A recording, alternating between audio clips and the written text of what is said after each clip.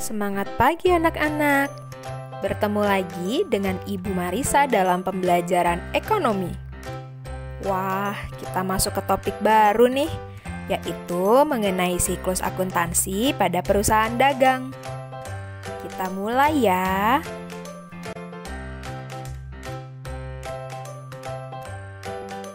Cakupan materinya yaitu terdiri dari karakteristik perusahaan dagang, transaksi perusahaan dagang, akun-akun perusahaan dagang, tahapan pencatatan akuntansi pada perusahaan dagang, tahapan pengikhtisaran akuntansi pada perusahaan dagang, dan yang terakhir adalah tahapan pelaporan akuntansi pada perusahaan dagang.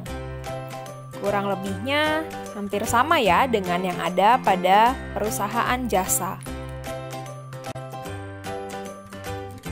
Tapi pada pertemuan kali ini kita akan fokus pada pembahasan 4 poin ini ya.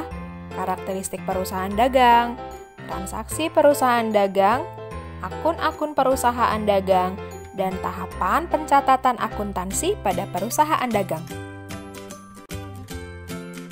Perusahaan dagang memiliki pengertian perusahaan yang kegiatannya membeli barang dan menjualnya kembali tanpa melakukan perubahan atau pengolahan lebih dulu terhadap barang tersebut. Barang yang dimaksud dapat berupa barang mentah, barang setengah jadi, maupun barang jadi.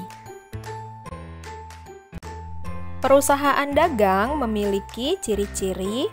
Yang pertama, memperoleh laba dengan jalan menjual barang dagangan yang melebihi harga pokok penjualan atau HPP dan biaya penjualan. Sehingga sumber pendapatan utama perusahaan dagang adalah pendapatan penjualan. Ciri yang kedua yaitu membeli barang untuk tujuan menjualnya kembali tanpa mengubah bentuk atau sifat barang secara berarti. Yang ketiga, barang dagangan berupa barang konsumsi atau barang produksi dan bahan baku untuk produksi. Ciri yang keempat, kegiatan utama perusahaan dagang adalah pembelian dan penjualan barang berwujud fisik dengan spesifikasi yang jelas. Spesifikasi yang dimaksud dapat berupa berat, volume, ataupun ukuran fisik lainnya. Dan ciri yang kelima yaitu adanya barang dagangan yang menimbulkan pos beban operasi yang disebut sebagai harga pokok penjualan atau HPP, dan biasanya beban ini merupakan porsi yang cukup besar dibandingkan dengan seluruh beban yang terjadi. Dalam kegiatan transaksinya, perusahaan dagang memiliki syarat pembayaran. Tapi apa sih yang dimaksud dengan syarat pembayaran? Syarat pembayaran adalah perjanjian antara penjual dan pembeli untuk pembayaran barang-barang dagang yang diperjualbelikan. Sekarang kita lihat jenis-jenis syarat pembayaran yang dapat dilakukan dalam transaksi perusahaan dagang. Syarat pembayaran ini terjadi atas kesepakatan penjual dan pembeli. Dan biasanya, syarat pembayaran diperlukan ketika transaksi yang terjadi adalah transaksi secara kredit. Syarat pembayaran yang pertama yaitu syarat IOM atau End of Month, yaitu harga faktur harus dibayar pada akhir bulan. Syarat pembayaran yang kedua yaitu syarat N/60, yang artinya pembayaran dilakukan selambat-lambatnya 60 hari setelah tanggal transaksi jual beli. Syarat pembayaran yang ketiga yaitu syarat 2/10, N/30, yang artinya jika pembayaran dilakukan dalam jangka waktu 10 hari atau kurang, akan mendapat potongan sebesar 2%. Dan pembayaran faktur wajib dilakukan paling lambat 30 hari sejak tanggal transaksi jual beli. Dan syarat pembayaran yang terakhir yaitu syarat 2-10,N-15,30. Yang artinya, jika pembayaran dilakukan dalam jangka waktu 10 hari atau kurang, akan mendapat potongan sebesar 2%, tetapi jika pembayaran dilakukan setelah lewat batas 10 hari sampai 15 hari, akan mendapat potongan sebesar 1%. Dan pembayaran faktur harus dilakukan paling lambat 30 hari setelah tanggal transaksi jual beli. Nah, karena syarat pembayaran diperlukan ketika terjadi transaksi secara kredit, maka diperlukan juga bukti transaksi. Dalam hal ini, bukti transaksi yang digunakan berupa faktur. Kalau kita perhatikan, di dalam faktur terdapat keterangan syarat pembayaran yang merupakan salah satu ciri terjadinya transaksi secara kredit. Karena biasanya transaksi pada perusahaan dagang terjadi dalam jumlah yang cukup besar, maka terdapat dua alternatif syarat penyerahan barang yang dapat dipilih, yaitu Free on Board Shipping Point dan Free on Board Destination Point. Syarat penyerahan barang yang pertama yaitu Free on Board Shipping Point. Memiliki ciri-ciri biaya pengangkutan barang menjadi tanggungan pembeli sejak barang tersebut diserahkan di gudang penjual. Kemudian, resiko atas barang sejak diserahkan di gudang penjual menjadi tanggungan pembeli. Dan yang terakhir, transaksi dianggap telah terjadi dan dapat dibukukan sejak saat barang diserahkan di gudang penjual. Dan syarat penyerahan barang yang kedua yaitu Free on Board Destination Point. Memiliki ciri-ciri biaya pengangkutan barang sampai barang diserahkan di gudang pembeli menjadi tanggungan penjual. Kemudian, resiko atas barang selama dalam pengiriman menjadi tanggungan penjual. Dan yang terakhir, transaksi dianggap sah jika barang telah diserahkan oleh penjual di gudang pembeli.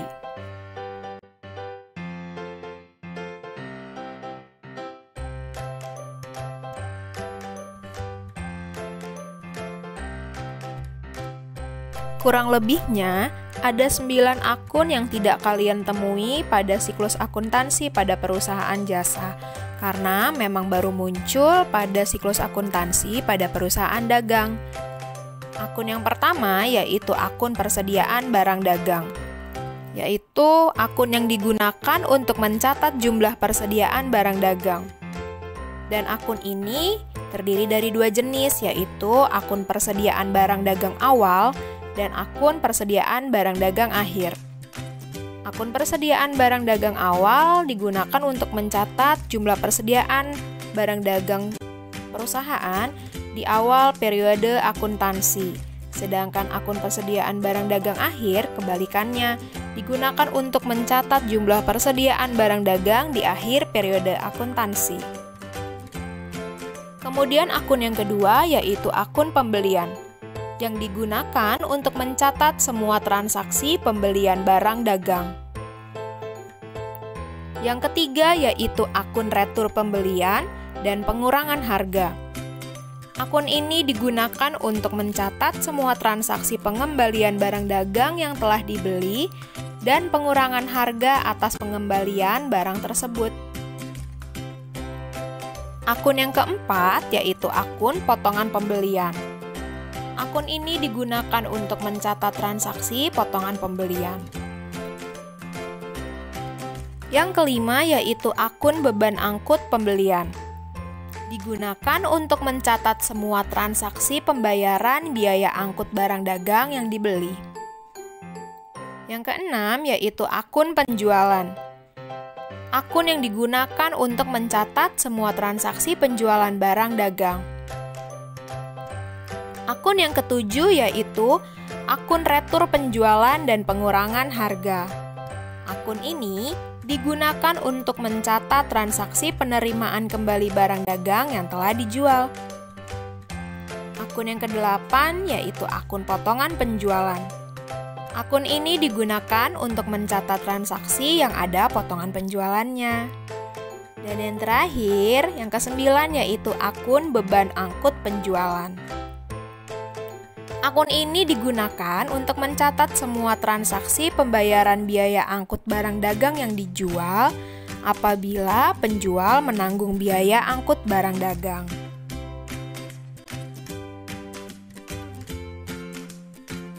Sama halnya seperti siklus akuntansi pada perusahaan jasa, kalian tetap harus memahami aturan saldo normal dalam siklus akuntansi perusahaan dagang, terutama untuk akun-akun yang baru muncul di perusahaan dagang.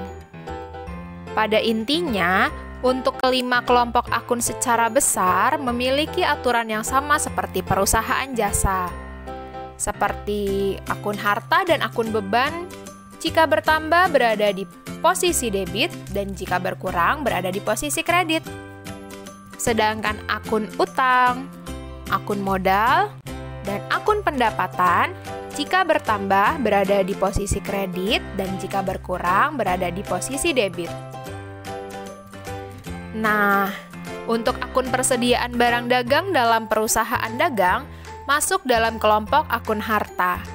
Jika bertambah berada di sisi debit dan jika berkurang berada di sisi kredit. Akun penjualan masuk ke dalam kelompok akun pendapatan.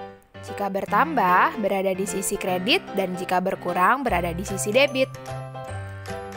Lalu, akun retur penjualan dan pengurangan harga, juga akun potongan penjualan, masuk ke dalam kelompok akun pendapatan. Jika bertambah, berada di sisi debit, dan jika berkurang, berada di sisi kredit.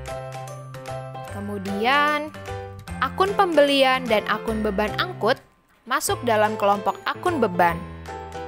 Jika bertambah berada di sisi debit dan jika berkurang berada di sisi kredit.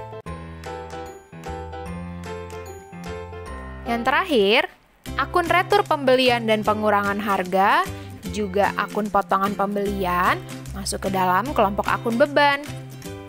Jika bertambah berada di sisi kredit dan jika berkurang berada di posisi debit.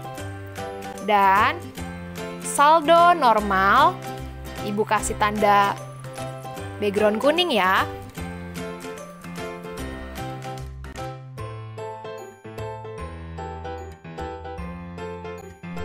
Kalau kalian sudah memahami karakteristik dan akun-akun dalam perusahaan dagang, kita lanjut ke tahapan pencatatan pada perusahaan dagang. Langkah pertama yang harus dilakukan yaitu menyusun jurnal khusus yang terdiri dari jurnal pembelian, jurnal pengeluaran kas, jurnal penjualan, dan jurnal penerimaan kas. Kemudian, menyusun jurnal umum dan yang terakhir, mempostingnya ke dalam buku besar utama dan buku besar pembantu.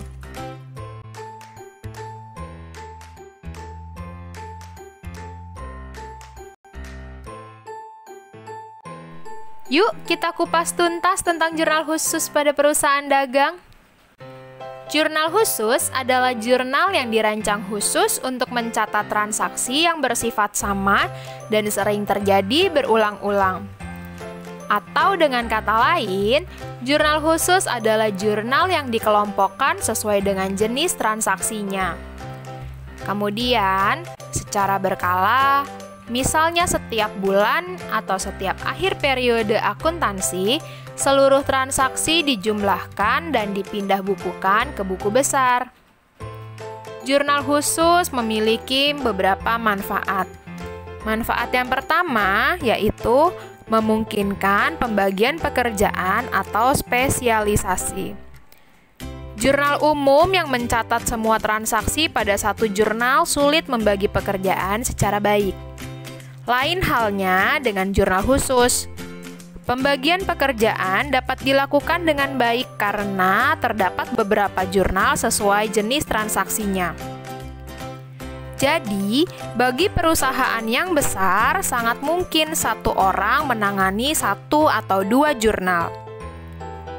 Mungkin saja hanya satu orang pegawai yang diberi tugas mencatat jurnal pembelian dan jurnal pengeluaran kas. Ini akan mendorong adanya spesialisasi dalam penanganan pekerjaan sehingga hasilnya akan semakin baik. Manfaat yang kedua yaitu memudahkan posting ke akun buku besar. Salah satu tujuan penyelenggaraan jurnal khusus adalah agar lebih mudah atau lebih praktis melakukan posting ke buku besar. Kenapa lebih mudah, Bu? Karena jurnal khusus dipindahkan ke akun buku besar secara berkala. Jadi, tidak perlu setiap terjadi transaksi langsung diposting ke buku besar. Manfaat jurnal khusus yang ketiga yaitu memungkinkan pengendalian internal yang lebih baik. Pengendalian internal akan lebih baik apabila hanya satu orang petugas yang menangani satu atau dua jurnal khusus. Dan manfaatnya yang terakhir yaitu menghemat biaya. Menggunakan jurnal khusus memungkinkan penghematan biaya karena dapat menghemat kertas dan tenaga. Dengan jurnal umum, untuk 100 kali transaksi yang sama, dibutuhkan 100 kali posting ke akun buku besar. Sedangkan pada jurnal khusus, posting dapat dilakukan 1 kali saja.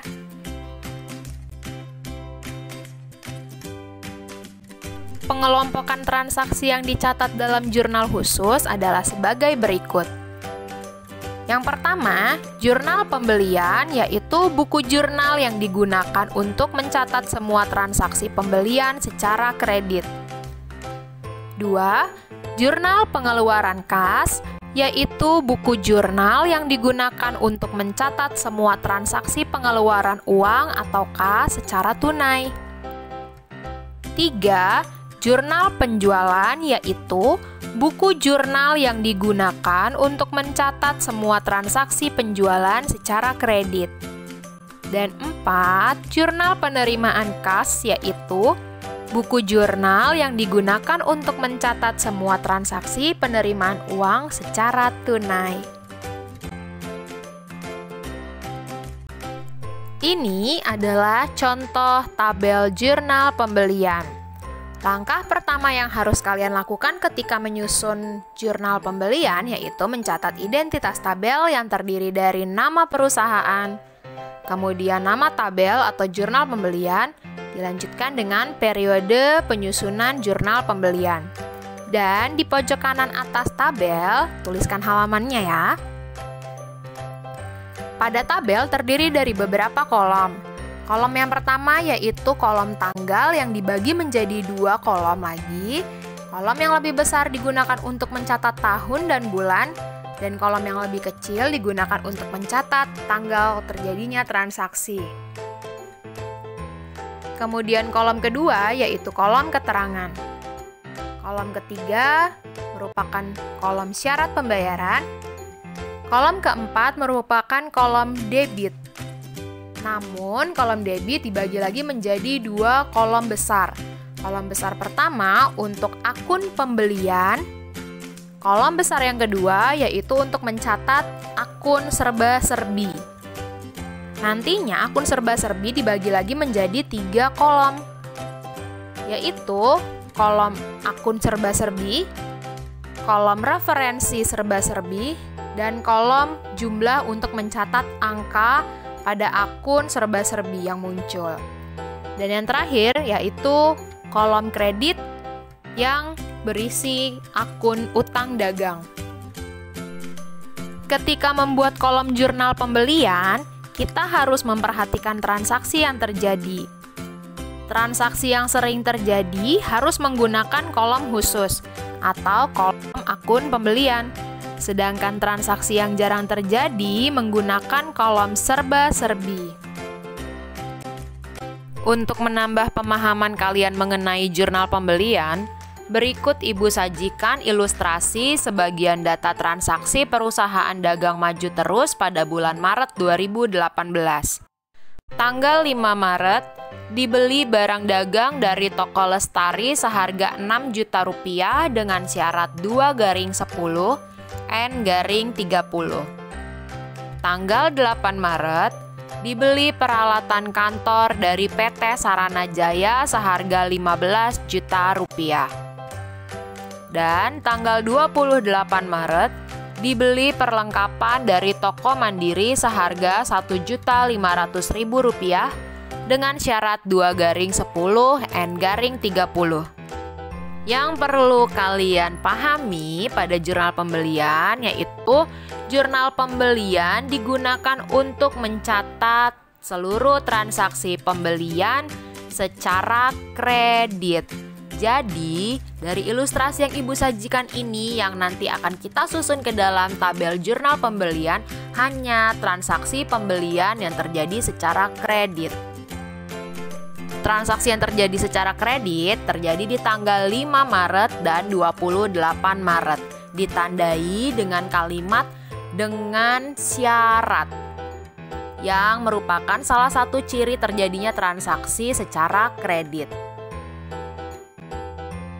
Sebelum kita susun transaksi ke dalam tabel jurnal pembelian, kita harus tahu dulu akun apa aja sih yang muncul dari tiap transaksi. Kita lihat yuk, di tanggal 5 Maret terjadi transaksi dibeli barang dagang dari toko Lestari seharga Rp6 juta dengan syarat 2/10 N/30. Maka akun yang muncul yaitu akun pembelian di debit senilai Rp6 juta dan akun utang dagang di kredit senilai Rp6 juta. Kenapa harus akun pembelian di posisi debit? Karena yang dibeli merupakan barang dagang. Dan akun pembelian isinya adalah untuk mencatat pembelian barang dagang. Dan pembelian jika bertambah posisinya di debit. Maka kita lihat di dalam tabel di tanggal 5 Maret kolom keterangan bisa kita tuliskan nama toko di mana barang tersebut dibeli. Kita masukkan atau kita catat toko Larasati. Kemudian untuk syarat pembayaran kita pindahkan sesuai dengan apa yang ada di soal, yaitu 2/10 N/30. Di kolom debit, karena tadi yang muncul adalah akun pembelian yang disebabkan oleh pembelian barang dagang, maka kita masukkan angka Rp6 juta di kolom akun pembelian di debit, dan di kredit sudah pasti masuk ke dalam utang dagang senilai Rp6 juta. Kita lanjut di tanggal 28 Maret. Dibeli perlengkapan dari toko Mandiri seharga Rp1.500.000 dengan syarat 2/10 N/30. Karena yang dibeli jenisnya adalah perlengkapan, maka akun yang muncul yaitu perlengkapan debit Rp1.500.000 dan utang dagang di sisi kredit Rp1.500.000. Maka dari itu ketika kita susun ke dalam jurnal pembelian, di kolom tanggal tuliskan 28 Maret, kolom keterangan tuliskan dari mana perlengkapan dibeli yaitu dari toko Mandiri. Terus kemudian masukkan syarat pembayaran, dan di kolom debit karena yang dibeli adalah perlengkapan dan perlengkapan memiliki akun sendiri, maka tuliskan ke dalam kolom serba-serbi. Di kolom akun serba-serbi tuliskan perlengkapan, kemudian angkanya masukkan ke dalam jumlah serba-serbi, yaitu Rp1.500.000 di kolom jumlah serba-serbi. Dan di posisi kredit ada akun utang dagang sebesar Rp1.500.000. Untuk kolom-kolom yang kosong boleh dikasih strip atau kalian abaikan aja. Kemudian setelah kalian susun semua transaksi ke dalam jurnal pembelian, jangan lupa di akhir kalian harus menuliskan saldo. Pertama yang kalian lakukan adalah menghitung saldo dari masing-masing kolom debit dan kredit. Jika sudah, baru di bawahnya kalian total, karena tadi debit memiliki dua kolom besar, ada kolom akun pembelian dan kolom akun serba-serbi. Kalian total keduanya atau kalian jumlahkan antara akun pembelian dan serba-serbi, tulis di paling bawah, dan angkanya harus balance dengan total keseluruhan akun utang dagang yang ada di sisi kredit. Di dalam contoh Ibu sudah jumlahkan, di kolom debit muncul angka Rp7.500.000 dan di kolom kredit angkanya sama atau balance atau seimbang, yaitu Rp7.500.000.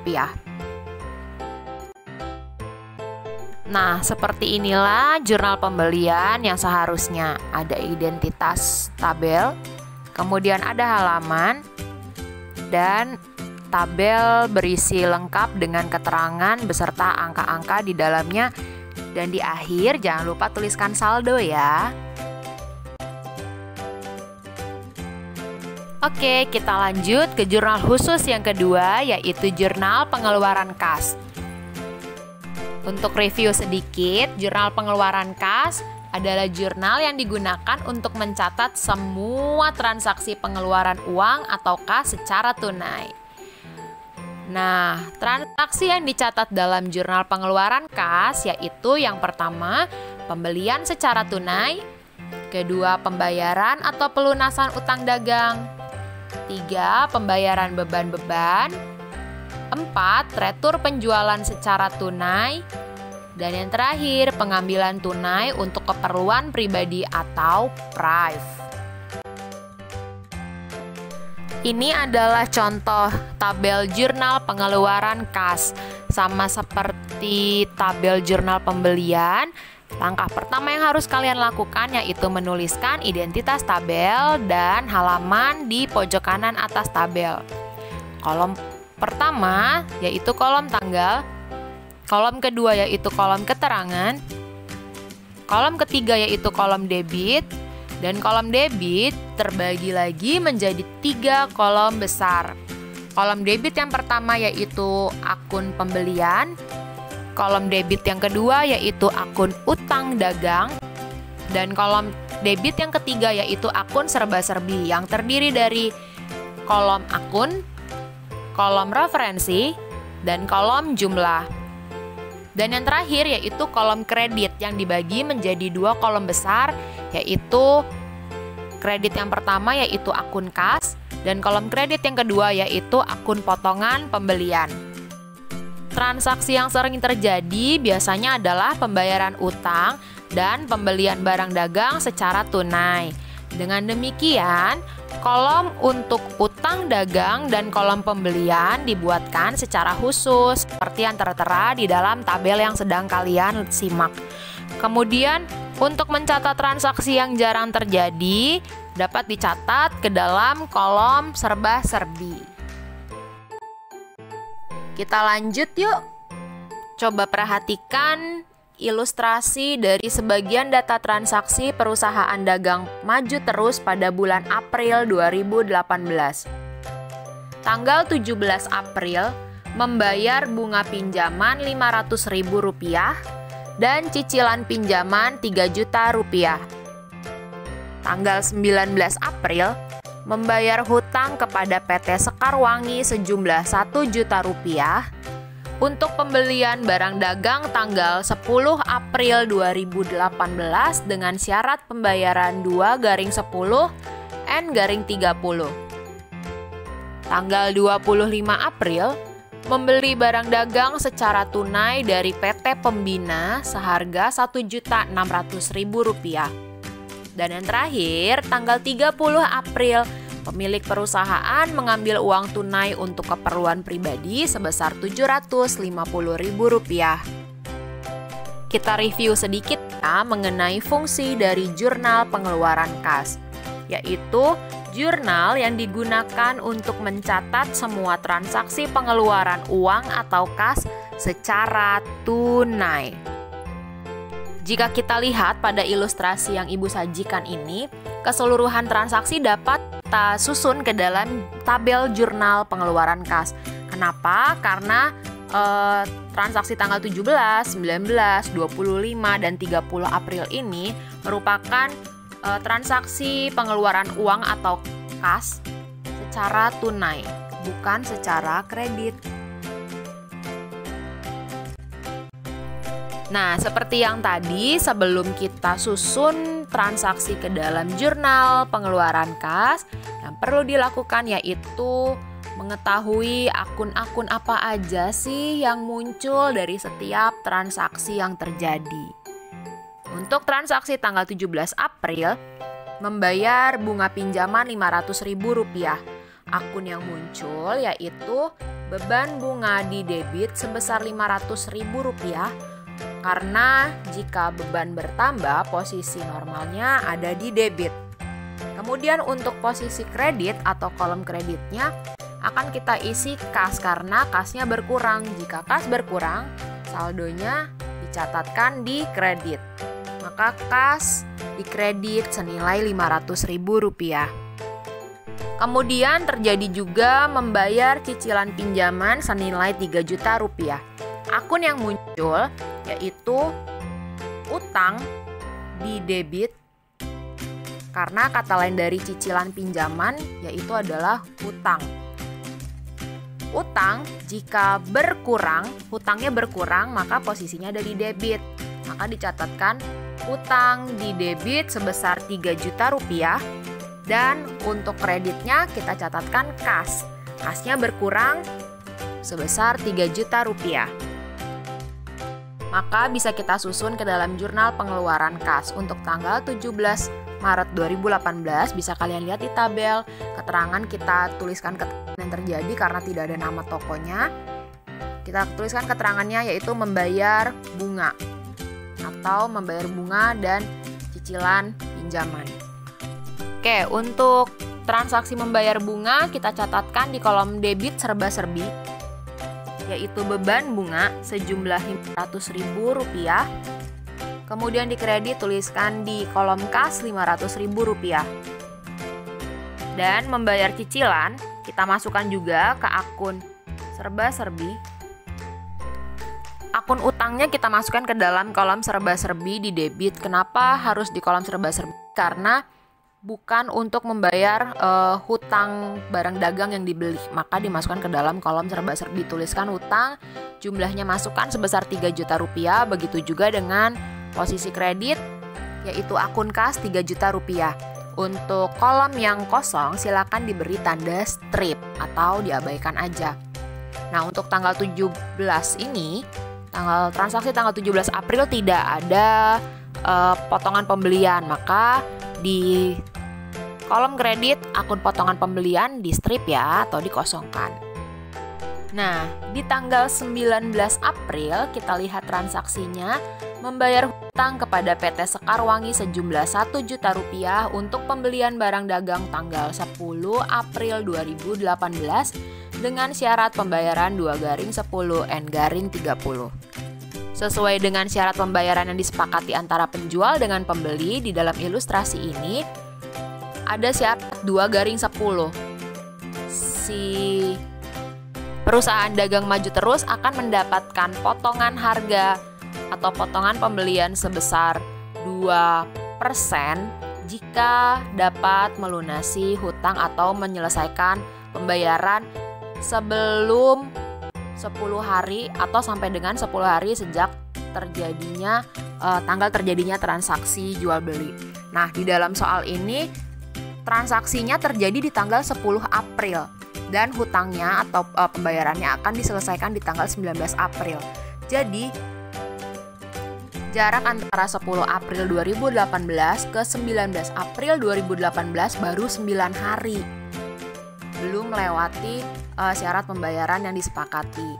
Karena baru 9 hari, maka perusahaan dagang maju terus berhak mendapatkan potongan pembelian sebesar 2% dari jumlah transaksi yang sudah terjadi di tanggal 10 April 2018.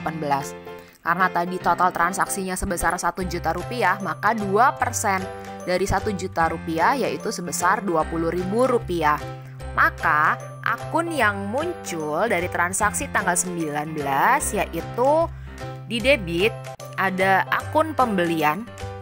Akun pembelian di debit senilai 1 juta rupiah karena terjadi pembelian barang dagang dan pembelian jika bertambah posisinya ada di debit.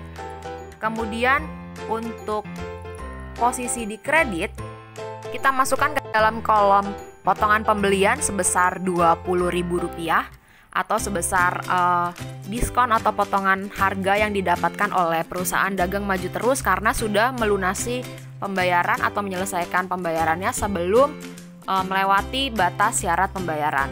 Masukkan angka Rp20.000 di kolom kredit akun potongan pembelian, berarti perusahaan dagang maju terus hanya membayar sebesar Rp980.000 saja karena tadi sudah dipotong oleh potongan pembelian.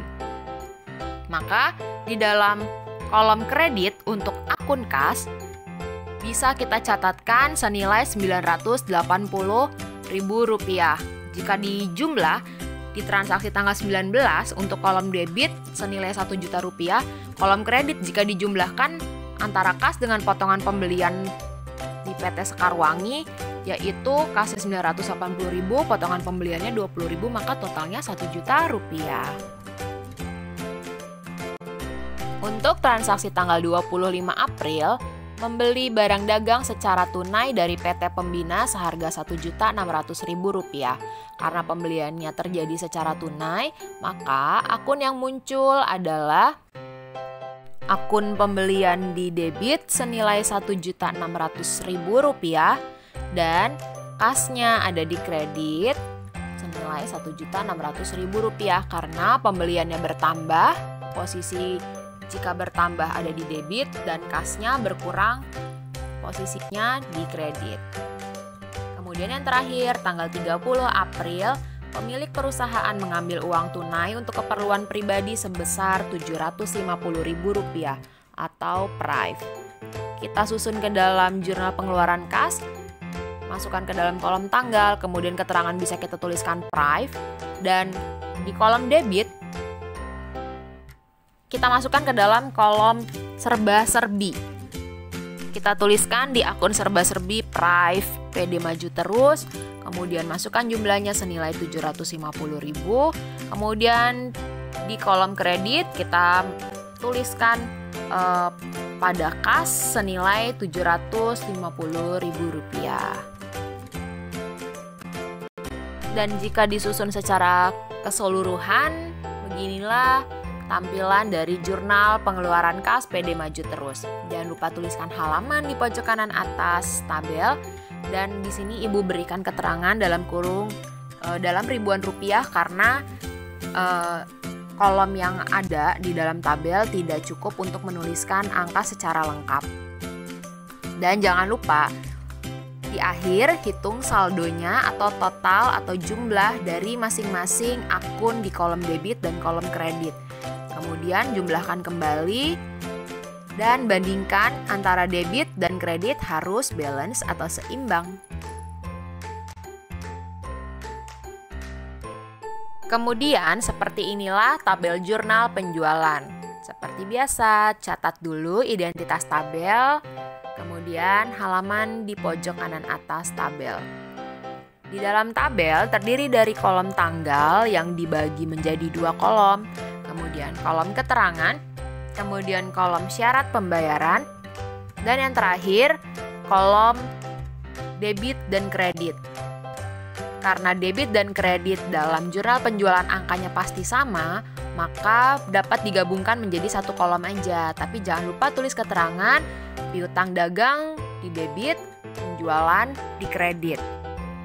Kata kunci pada jurnal penjualan yaitu jurnal yang digunakan untuk mencatat semua transaksi penjualan secara kredit. Maka dari itu di jurnal penjualan hanya ada 2 akun ini yang akan keluar, yaitu piutang dagang di debit. Kenapa harus di debit? Karena jika piutang dagang bertambah, posisi atau saldo normalnya ada di debit. Dan penjualan di kredit. Kenapa di kredit? Karena penjualan jika bertambah, maka posisinya di kredit. Supaya kalian lebih memahami mengenai jurnal penjualan, yuk simak sama-sama ilustrasi sebagian data transaksi perusahaan dagang maju terus pada bulan Mei 2018. Tanggal 7 Mei, dijual barang dagang secara kredit seharga Rp500.000 pada toko Ramlan dengan syarat 2/10 N/30.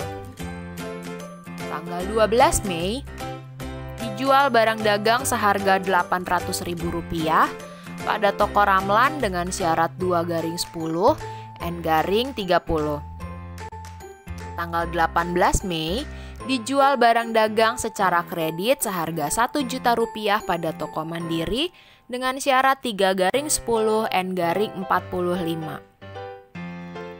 Dari ketiga transaksi yang terlihat di slide, maka keseluruhan transaksi ini bisa kita susun ke dalam jurnal penjualan. Kenapa? Karena ketiganya merupakan transaksi penjualan barang dagang yang dilakukan secara kredit yang ditandai dengan kalimat dengan syarat. Apalagi tanggal 18 Mei sudah jelas-jelas ditulis dijual barang dagang secara kredit. Maka kesemuanya kita susun ke dalam jurnal penjualan. Sepertinya penyusunan jurnal penjualan ini adalah yang paling gampang di antara ketiga jenis jurnal khusus lainnya. Kalian tinggal memindahkan data dari transaksi ke dalam tabel jurnal penjualan karena akun yang muncul hanya ada 2 dan keduanya angkanya pasti sama, yaitu piutang dagang di debit dan penjualan di kredit. Tinggal kalian pindahkan tanggal transaksi terjadi ke dalam kolom tanggal. Kemudian di kolom keterangan kalian bisa menuliskan nama toko yang membeli barang dagang atau kepada toko siapa barang dagangnya dijual. Kemudian masukkan atau pindahkan syarat pembayaran ke dalam kolom syarat pembayaran. Kemudian di kolom angka atau kolom debit kredit kalian tinggal memasukkan angka yang sama sesuai dengan yang ada pada soal. Dan jangan lupa tuliskan saldonya. Dan yang ini gak usah dihitung, udah pasti sama antara debit dan kredit selama kalian memindahkan data yang benar dan tepat dari transaksi ke dalam kolom debit kreditnya.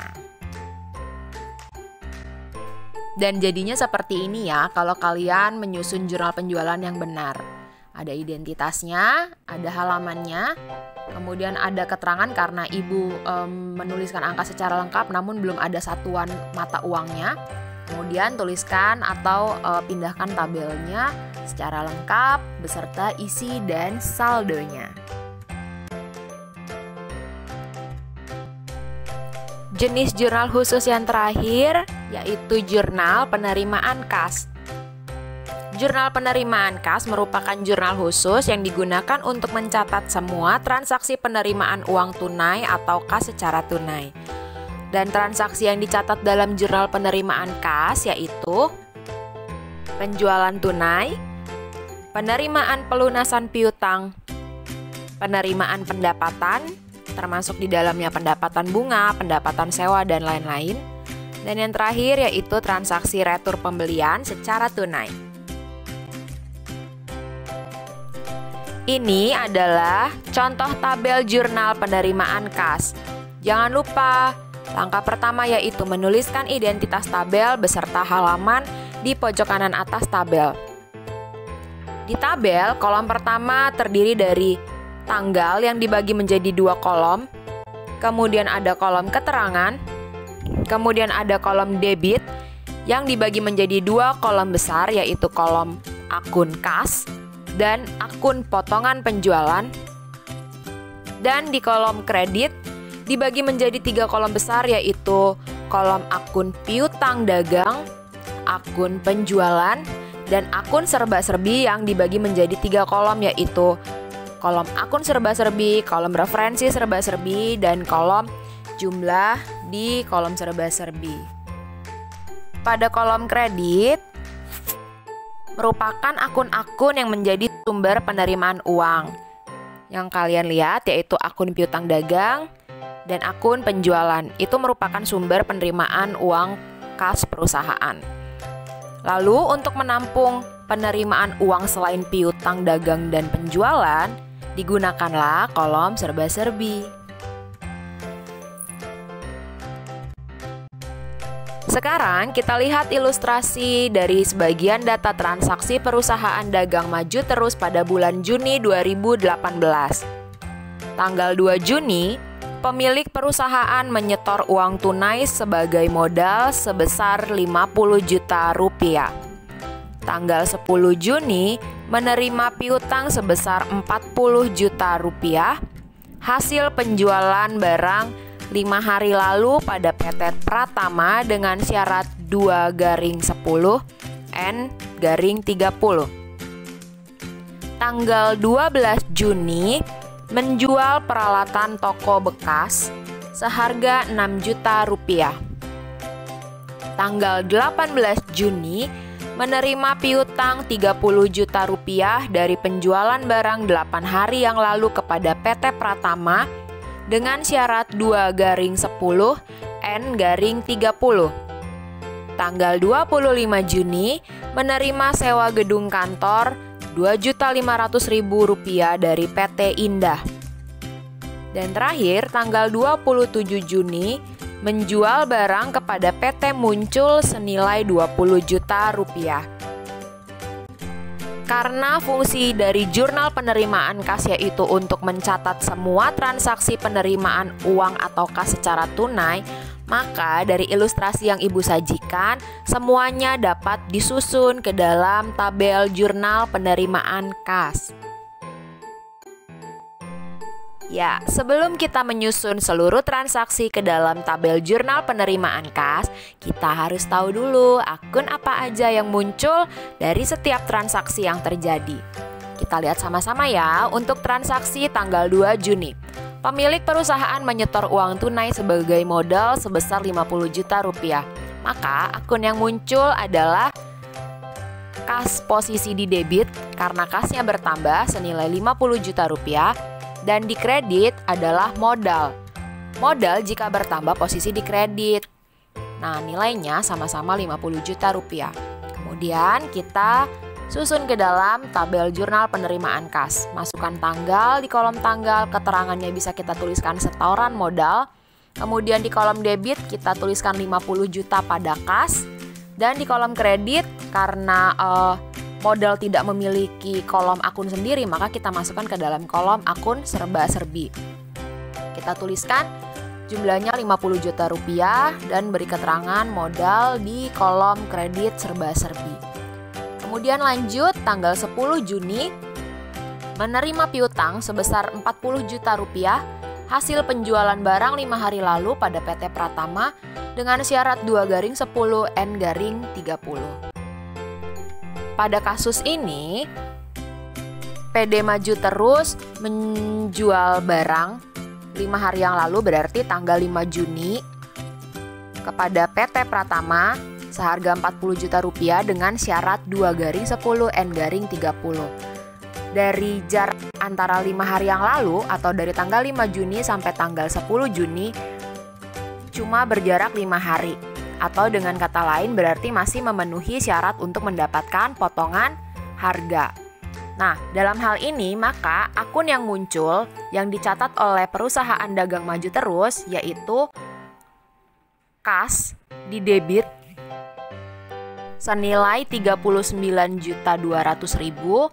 Angkanya dapat dari mana? Karena sudah dikurangi dengan potongan penjualan yang diberikan kepada PT Pratama.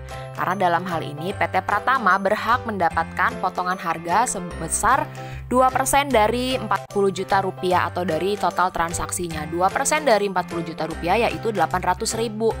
Nah, si angka 800.000 ini bisa dicatat dalam jurnalnya PD Maju Terus, dimasukkan ke dalam akun potongan penjualan di kolom debit. Karena kalau potongan penjualannya bertambah, maka posisinya ada di debit atau saldo normalnya ada di debit. Dan kasnya tetap bertambah karena PD Maju Terus menerima uang dari PT Pratama. namun sudah dikurangi dengan potongan penjualan 40 juta rupiah dikurangi 800 ribu rupiah, maka kasnya bertambah sebesar 39.200.000 rupiah, berada di posisi debit. Sedangkan di posisi kredit, maka piutang dagang PD Maju Terus berkurang senilai 40 juta rupiah. Kalau piutang dagang berkurang, pasti posisinya di kredit. Jadi, kita susun ke dalam tabel jurnal penerimaan kas. Pada kolom tanggal, masukkan tanggal 10 Juni. Di keterangan, kolom keterangan bisa kita masukkan atau bisa kita catat PT Pratama. Kemudian di kolom debit, keduanya bisa kita masukkan angkanya. Ada akun kas 39.200.000 rupiah dan akun potongan penjualan 800.000 rupiah. Kemudian di kolom kredit kita tuliskan angka 40 juta rupiah pada piutang dagang. Untuk transaksi tanggal 12 Juni, menjual peralatan toko bekas seharga 6 juta rupiah. PD Maju Terus menjual peralatan bekasnya seharga 6 juta rupiah. Berarti PD Maju Terus menerima uang kas atau menerima kas sebesar 6 juta rupiah, atau dengan kata lain, akun kas berada di posisi debit 6 juta rupiah dan di kredit yang keluar akunnya adalah peralatan toko. Namun kalau kita lihat di dalam tabel, di kolom kredit tidak ada kolom khusus untuk peralatan toko, maka dari itu akun peralatan toko bisa kita masukkan ke dalam kolom serba-serbi di kredit dengan jumlah 6 juta rupiah. Transaksi tanggal 18 Juni, menerima piutang 30 juta rupiah dari penjualan barang 8 hari yang lalu kepada PT Pratama dengan syarat 2/10N/30. Ini hampir mirip dengan transaksi yang terjadi di tanggal 10 Juni. Nah, karena jangka waktu pelunasan atau pembayaran penjualan barang masih di hari ke-8, sedangkan syarat yang diajukan adalah 2/10, berarti masih kurang dari 10 hari sejak tanggal transaksi terjadi. Maka PT Pratama berhak mendapatkan potongan harga sebesar 2% dari total transaksi atau dari 30 juta rupiah. 2% dari 30 juta rupiah yaitu sebesar 600.000 rupiah. Nah, PD Maju Terus bisa membukukan angka 600.000 rupiah tadi atau potongan harga yang diberikan untuk PT Pratama dimasukkan ke dalam akun potongan penjualan posisi debit 600.000 rupiah. Karena potongan penjualan PD Maju Terus bertambah yang menyebabkan saldo normal potongan penjualan ada di debit. Kemudian karena PD Maju Terus sudah memberikan potongan penjualan terhadap PT Pratama, maka uang tunai yang diterima oleh PD Maju Terus hanya sebesar 29.400.000 rupiah. Angkanya dari total transaksi sebesar 30 juta rupiah dikurangi dengan potongan penjualan 600.000 rupiah. Maka akun yang muncul adalah akun kas di debit karena kasnya bertambah sebesar 29.400.000 rupiah dan akun potongan penjualan di debit karena potongan penjualannya juga bertambah sebesar 600.000 rupiah. Dan di kredit yaitu piutang dagang. Piutang dagang berada di kredit karena piutang dagangnya menjadi berkurang senilai 30 juta rupiah. Transaksi tanggal 25 Juni menerima sewa gedung kantor 2.500.000 rupiah dari PT Indah. Maka akun yang muncul adalah kas posisinya di debit senilai 2.500.000 rupiah karena kasnya bertambah.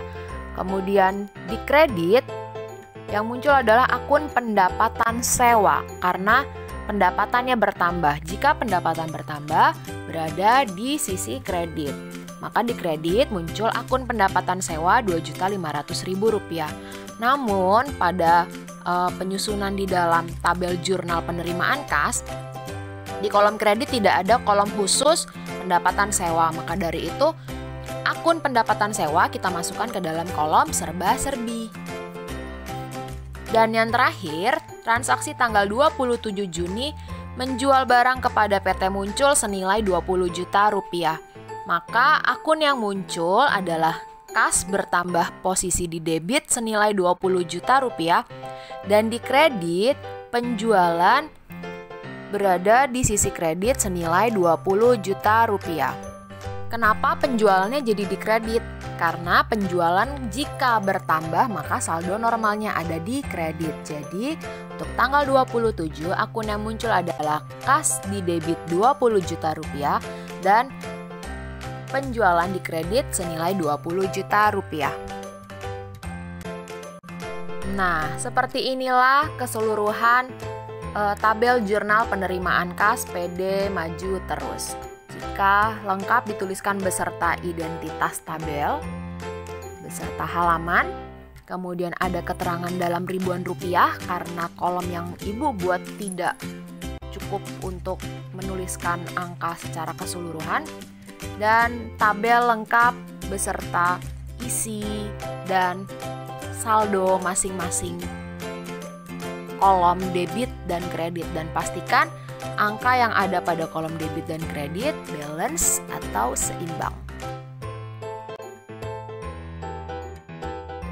Setelah selesai menyusun jurnal khusus perusahaan dagang, maka langkah selanjutnya adalah menyusun jurnal umum perusahaan dagang. Loh, masih butuh jurnal umum juga Bu di perusahaan dagang? Ya jelas dong, karena pada transaksi tertentu perusahaan membutuhkan jurnal umum. Dan pengertian jurnal umum pada perusahaan dagang adalah jurnal yang dibuat untuk mencatat transaksi yang tidak dapat dicatat pada jurnal khusus. Nah, selain dari transaksi yang dicatat pada jurnal khusus, maka ada transaksi berikut ini yang wajib dicatat dalam jurnal umum. Yang pertama yaitu penghapusan piutang dagang. Kedua, retur pembelian dan retur penjualan. 3. Penambahan modal usaha dengan menyerahkan harta tetap. 4. Hilangnya harta atau aktiva. Bentuk jurnal umum perusahaan dagang sama persis dengan bentuk jurnal umum pada perusahaan jasa. Seperti biasa, catat dulu identitas tabel secara lengkap. Kemudian catat juga halaman di pojok kanan atas tabel. Dan pada tabel, kolom pertama kita catat tanggal yang dibagi menjadi 2 kolom. Kemudian kolom selanjutnya ada kolom akun atau keterangan. Kemudian kolom referensi atau kode akun. Kemudian ada kolom debit dan kolom kredit. Ibu sajikan sebagian data transaksi dari perusahaan dagang andalan Mutu selama bulan April 2020. Tanggal 5 April, diterima piutang dari toko Meiji sebesar 120 juta rupiah atas hasil penjualan barang dagang 2 hari lalu. Tanggal 7 April, dibeli secara kredit perlengkapan toko dari toko Harum senilai 3 juta rupiah. Pada tanggal 8 April, diterima kembali barang dagang dari toko Meiji karena rusak seharga 50 juta rupiah. Tanggal 9 April, dikirim kembali barang dagang seharga Rp400.000 kepada toko Moreno karena mutunya kurang baik. Dan tanggal 12 April, dijual barang dagang kepada toko Yosan seharga Rp7.500.000 dengan syarat 3-15 N-20. Dari keseluruhan transaksi yang ada, yang harus kita lakukan pertama adalah memilah atau mengelompokkan mana transaksi yang masuk ke dalam jurnal khusus.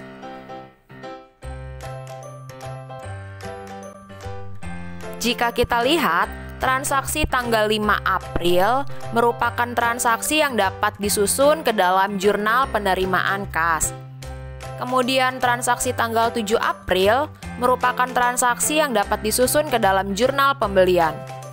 Sedangkan untuk transaksi tanggal 8 April sepertinya tidak bisa tuh dimasukkan ke dalam jurnal khusus. Sama halnya dengan transaksi tanggal 9 April. Kemudian yang terakhir, tanggal 12 April merupakan transaksi yang dapat disusun ke dalam jurnal penjualan. Karena tidak ada jurnal khusus yang cocok atau pas untuk mencatat transaksi tanggal 8 dan 9 April, maka kita buatlah jurnal umum untuk mencatat kedua transaksi tersebut. Untuk transaksi tanggal 8 April dapat dicatat ke dalam jurnal umum perusahaan dagang dengan akun retur penjualan dan pengurangan harga di debit 50 juta rupiah dan piutang dagang di kredit 50 juta rupiah. Kemudian beri keterangan retur dari toko Meiji. Sedangkan tanggal 9 April dapat dicatat dalam jurnal umum dengan akun utang dagang di debit Rp400.000 dan retur pembelian dan pengurangan harga di kredit dengan angka Rp400.000 dan beri keterangan retur kepada toko Moreno. Dan jangan lupa untuk kolom debit dan kredit masing-masing dihitung saldonya dan pastikan saldo antara debit dengan saldo kredit seimbang atau balance. Sekian pembelajaran kita pada pertemuan kali ini. Semoga bermanfaat bagi kalian dalam memahami karakteristik perusahaan dagang dan jurnal khusus serta jurnal umum pada perusahaan dagang. Persiapkan diri kalian ya untuk pertemuan selanjutnya dengan materi buku besar utama dan buku besar pembantu. Sampai bertemu lagi. Bye.